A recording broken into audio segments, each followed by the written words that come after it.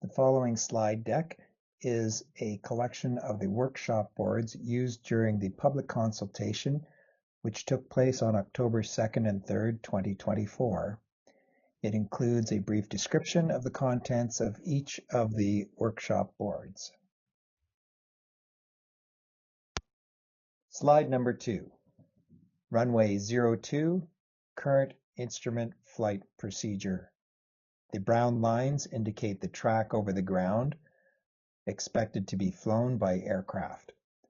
The numbers beside each of the significant points with a circle around it indicate the height above sea level, this being the minimum height that an aircraft could fly over these points. The yellow circle around the airport with the yellow box to the south indicates the air traffic control zone around the airport that starts at the surface of the Earth and extends up to 2,500 feet above sea level.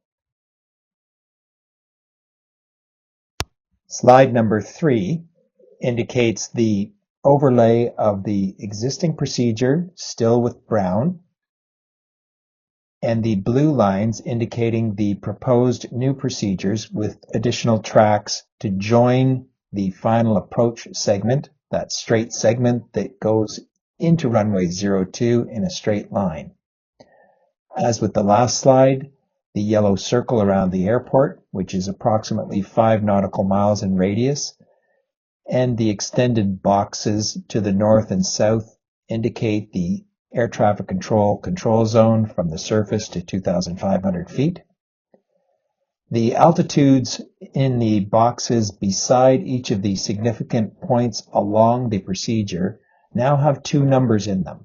The top number is the number that is the minimum altitude that the aircraft can be at in order to meet the requirements of the procedure and avoid obstacles on the ground and other design considerations.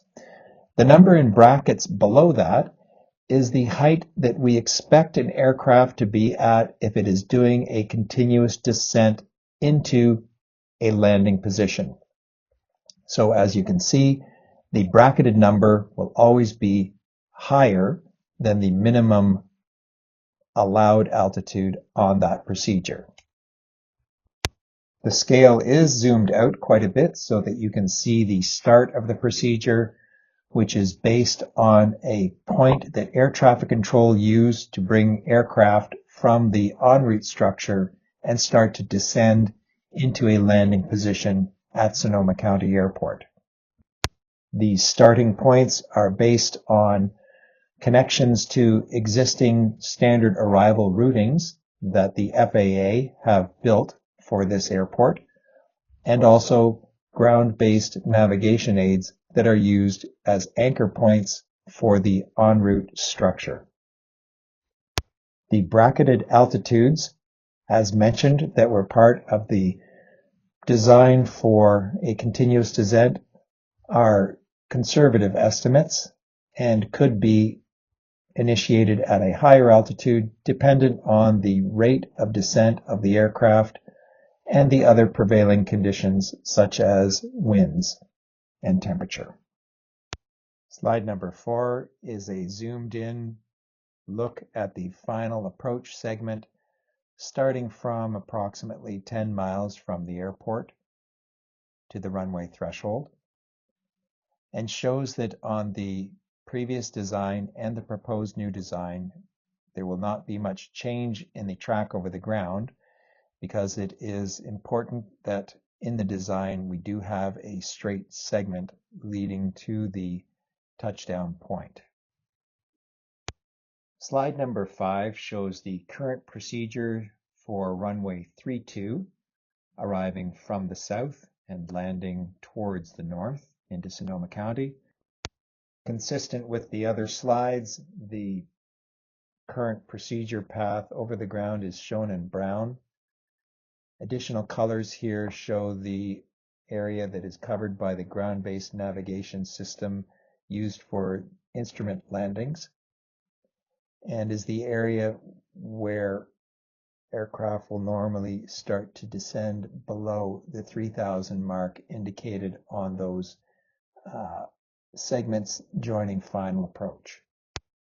Each of the circled altitudes indicate the minimum altitude above sea level that an aircraft can be at along that segment of the procedure.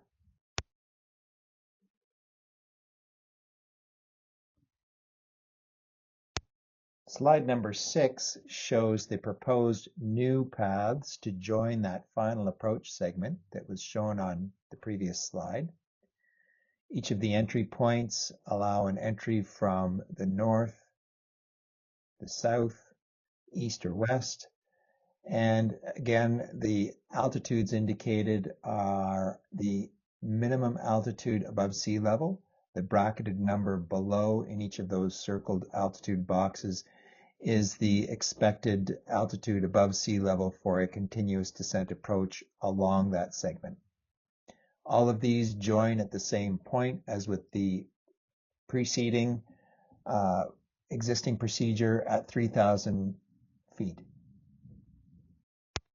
Slide number 7 shows the proposed new procedures superimposed on the existing procedures. The proposed new procedures in the magenta color and the existing procedures again in the brown color. It's worth noting that there are multiple entry points designed for the new proposed procedure, which allow aircraft to become established on a route that will enable a continuous descent.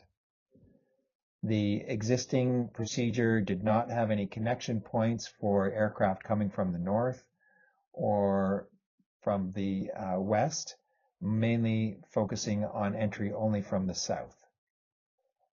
So there are some advantages here for that continuous descent in managing the noise and emissions. As was shown in the slides for runway 02, the aircraft still join a final approach segment at approximately 10 miles from the airport, where there is now that straight-in segment leading to the runway threshold. Slide number 8 shows the current procedure leading to runway 14, approaching from the north and landing facing towards the south. Again, the procedure is depicted in the brown color, with the altitudes circled beside each of those significant points indicating the minimum altitude that the aircraft can be at above sea level. Note that there are no designed entry points coming from the east, west, or south for this procedure, and it is focused mostly on traffic arriving from the north. In order to join this existing procedure from those other directions, aircraft would be provided a heading and an altitude to maintain, referred to as a radar vector, from air traffic control, and then would fly different paths in order to reach a point where they would turn and then fly south towards the airport.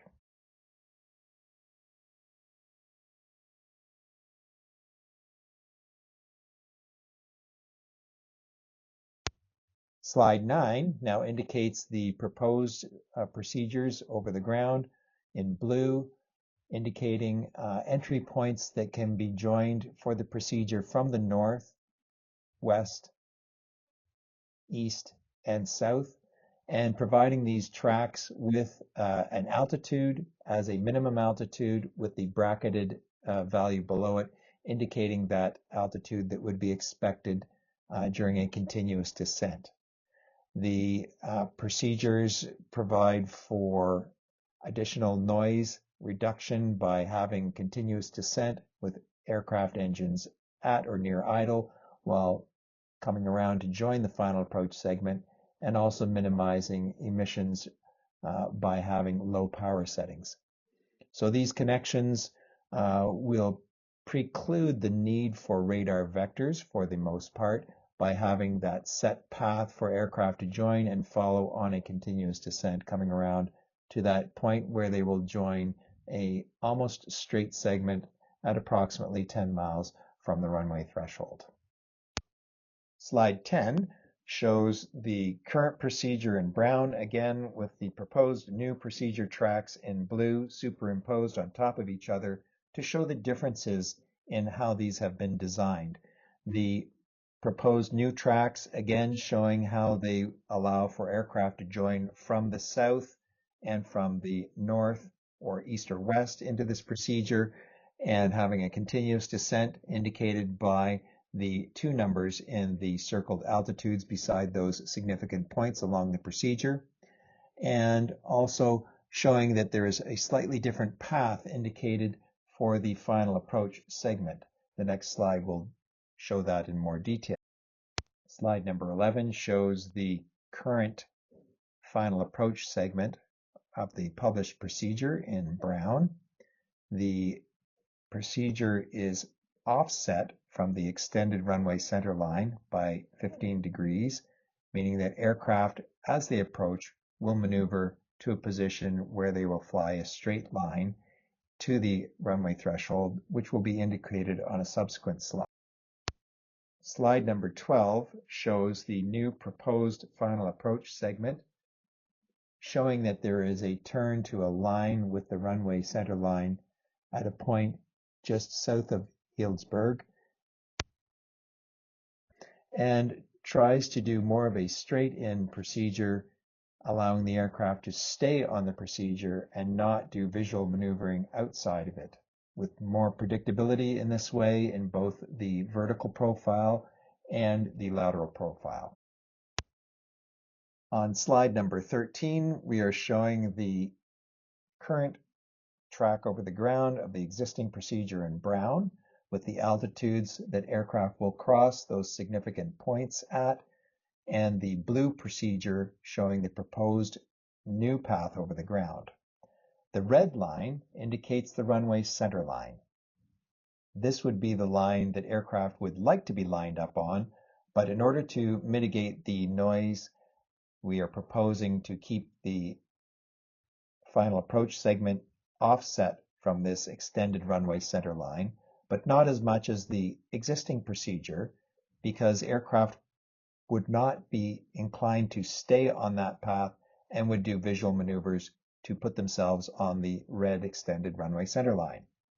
Therefore, having a path that is almost on the center line and can be considered straight in for its design purposes will entice aircraft to stay connected to the procedure and follow that blue line into the runway threshold.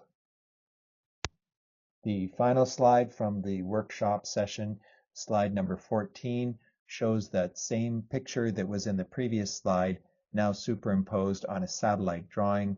Again, seeing the brown line as the existing procedure that brings aircraft to the runway, the blue line indicating the proposed new flight path, and the red line indicating the extended runway center line, which would have been the line that aircraft would have maneuvered to in order to get on an extended center line had they been on the current brown procedure line. Altitudes, again, are indicated beside these significant points with circles around them, showing that the turn point for that final approach segment in the proposed new procedure is slightly higher because the descent gradient on this path is set slightly steeper to help mitigate noise exposure.